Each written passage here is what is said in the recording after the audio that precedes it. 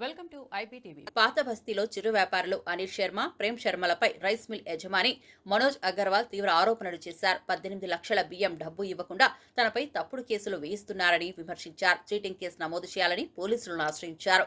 డబ్బులు రాక రైతులకు చెల్లించలేక విద్యుత్ బిల్లు బాకీగా ఉండటంతో కరెంట్ కూడా కట్ అయిందని చెప్పారు.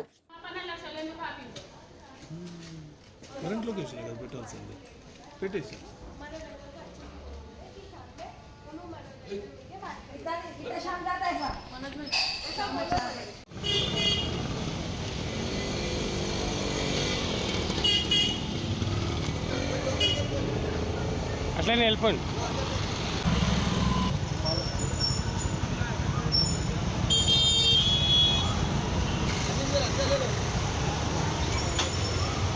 అతను ఈ ఇంట్లో రెండుకుంటాడు. ఆయన మిస్సెస్ ఆయన పిల్లలు కలిసి జనాలను మోసం చేస్తున్నారు.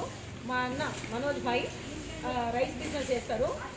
మిర్యాలగూడలో రైస్ మిల్ ఉంది.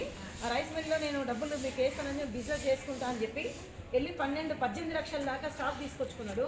18 లక్షలలో కూడా అవకతవకల లెక్కలు చెప్పి 12 లక్షలు ఇచ్చేది ఉందని చెప్పేసి అప్పుడు మాట్లాడిన 2 ఇయర్స్ అవుతుంది. 2 ఇయర్స్ నుంచి ఒక్క రూపాయి కూడా ఇవ్వలేదు.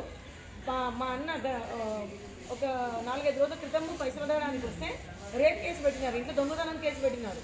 ఈ రోజు పైసల కోసం వస్తే పోలీసులను పిలిపించుకొని వాళ్ళ ఇంట్లో నుంచి పరారైనారు. ఇప్పటి వరకు వాళ్ళు ఇంతవరకు ఇంటి దగ్గరికి రాలేరు.